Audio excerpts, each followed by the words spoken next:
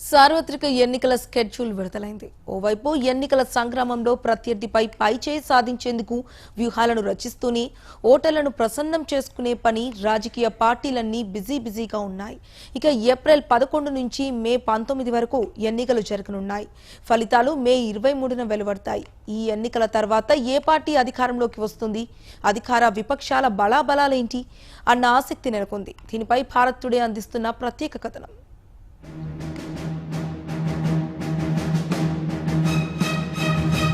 Summer ప్రారంభంలోనే దేశంలో వడగాల్పులు కొడుతున్నాయి. అయితే ఇది ఎండ తీవ్రత వల్ల వచ్చింది కాదు.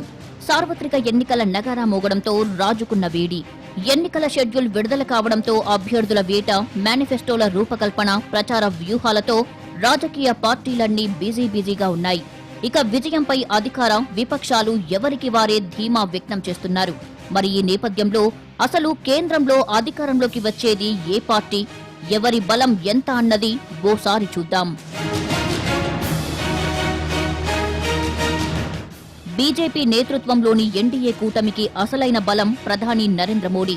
సరైన సమయంలో సరైన నిర్ణయం తీసుకుంటారనేది కొద్ది రోజుల క్రితం పాకిస్తాన్పై జరిగిన వైమానిక దాడులతో వెల్లడయింది. అంతేకాదు బలమైన నేతగా, పేదల పక్షపాతిగా ముద్ర వేసుకున్నారు మోదీ. ఇక బీజేపీ జాతీయ అధ్యక్షుడు అమిత్ షా వేసే ఎన్నికల ఎత్తుగడలు, రచించే వ్యూహాలు ఎన్డీఏ కూటమికి మరో పాజిటివ్ పాయింట్ అని చెప్పొచ్చు. ఇక బలహీన విషయాలకు వస్తే కేంద్రంలో ప్రభుత్వ ఏర్పాటును నిర్ణయించడంలో ఉత్తరప్రదేశ్ రాష్ట్రం కీలకంగా మారుతుంది. అయితే అక్కడ ఎస్పీ, బీఎస్పీలు ఒక్కటవ్వడం, కర్ణాటకలో కాంగ్రెస్, జేడీఎస్ల పొత్తు బీజేపీకి సవాల్గా మారే సూచనలు కనిపిస్తున్నాయని రాజకీయ విశ్లేషకులు అంటున్నారు. దీంతో పాటు ఉద్యోగాలు, జీఎస్టీతో ఇబ్బందులు, మైనారిటీలపై దాడులు, దళితులపై దాడుల అంశాలను విపక్షాలు ప్రచారాస్త్రాలుగా మలుచుకోవడం కూడా బీజేపీ విజయావకాశాలపై కొంచెం ప్రభావం చూపే అవకాశాలు ఉన్నాయని అభిప్రాయపడుతున్నారు.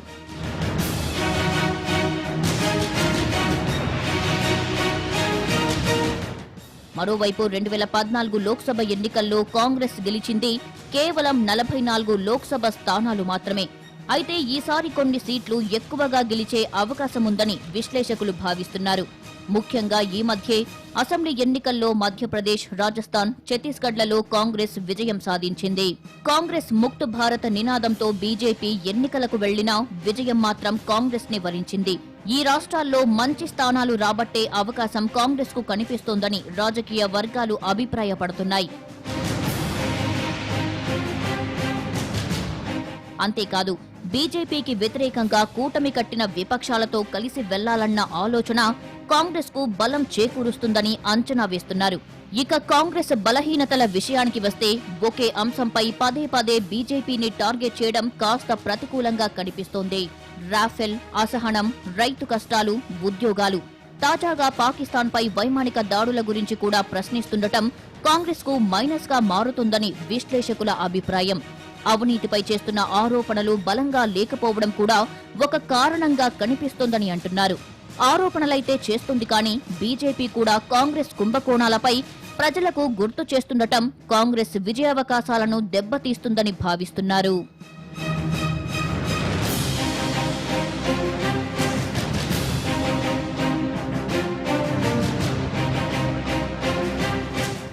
అటు ఈ మధ్యే పాకిస్తాన్పై మోదీ వైమానిక దాడులకు ఆదేశించడంతో ప్రభుత్వంపై ప్రజలకు నమ్మకం కుదిరిందన్న అంశం కాంగ్రెస్ ను వెంటాడుతుందని రాజకీయ వర్గాల అభిప్రాయం.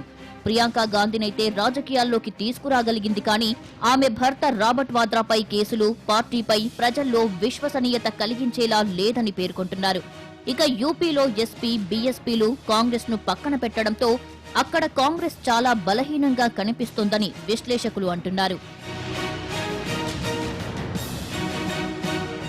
ఇదిలా ఉండగా కేంద్రంలో నరేంద్ర మోదీకి, బీజేపీకి చెక్ పెట్టాలన్న ఉద్దేశంతో ప్రాంతీయ పార్టీలు ఏకమయ్యాయి. ఇందులో తృణమూల్ కాంగ్రెస్, ఎస్పీ, బీఎస్పీ, డీఎంకే, వైసీపీలు తమ రాష్ట్రాల్లో బలంగా కనిపిస్తున్నాయి. కాంగ్రెస్ కంటే బీజేపీకి ఈ పార్టీలన్నీ సవాల్ విసురుతున్నట్లుగా కనిపిస్తున్నాయి. ఒకవేళ 2019లో హంగ్ వస్తే ఈ పార్టీలే ప్రభుత్వ ఏర్పాటులో కీలకం కానున్నాయన్నది రాజకీయ విశ్లేషకుల అభిప్రాయం. ఇక థర్డ్ ఫ్రంట్ బలహీనతల విషయానికి వస్తే కూటమిగా ఏర్పడిన ప్రాంతీయ పార్టీలకు దిశానిర్దేశం చేసే నాయకుడు లేరు. అంతేకాదు జాతీయ స్థాయిలో కాంగ్రెస్ ఉన్నప్పటికీ బెంగాల్, ఢిల్లీ, ఒడిశా, ఏపీ, తెలంగాణ, కేరళ, తమిళనాడులో కాంగ్రెస్ పార్టీకి సరైన సంఖ్యాబలం లేదు. ఈశాన్య భారతంలో లెఫ్ట్ మరియు కాంగ్రెస్ పార్టీలను ప్రజలు తిరస్కరించడంతో అక్కడ బీజేపీ పుంజుకోవడం ఫ్రంట్కు మింగుడు పడని విషయం. మరోవైపు హంగ్ వస్తే ప్రాంతీయ పార్టీలు కీలకం కానున్న నేపథ్యంలో ఈ పార్టీల మధ్య సయోధ్య కుదరడం లేదని రాజకీయ వర్గాల్లో చర్చ జరుగుతోంది. అంతేకాదు కామన్ ప్రోగ్రాం రూపొందించడం కూడా ఫ్రంట్కు కష్టమైపోయిందని రాజకీయ విశ్లేషకులు అంటున్నారు. అటు ప్రధాని అభ్యర్థి ఫలానా వ్యక్తి అని చెప్పుకోలేకపోతున్నాయని, ఎవరికి వారే ప్రధాని రేసులో ఉండటంతో థర్డ్ ఫ్రంట్ లో స్థిరత్వం లోపిస్తుందని చెబుతున్నారు. అంతేకాదు ఎస్పీ, బీఎస్పీలతో కాంగ్రెస్ కు పొత్తు కుదరకపోవడం కూడా థర్డ్ ఫ్రంట్ ను ఆందోళనకు గురి చేస్తుందని అంటున్నారు. మొత్తం మీద సార్వత్రిక ఎన్నికల్లో విజయంపై ఎవరికి వారే ధీమా వ్యక్తం చేస్తున్న నేపథ్యంలో మరి సదరు ఓటరు ఎవరికి పట్టం కట్టనున్నాడోనన్నది మే 23న తేలిపోతుంది. National desk, Bharat today.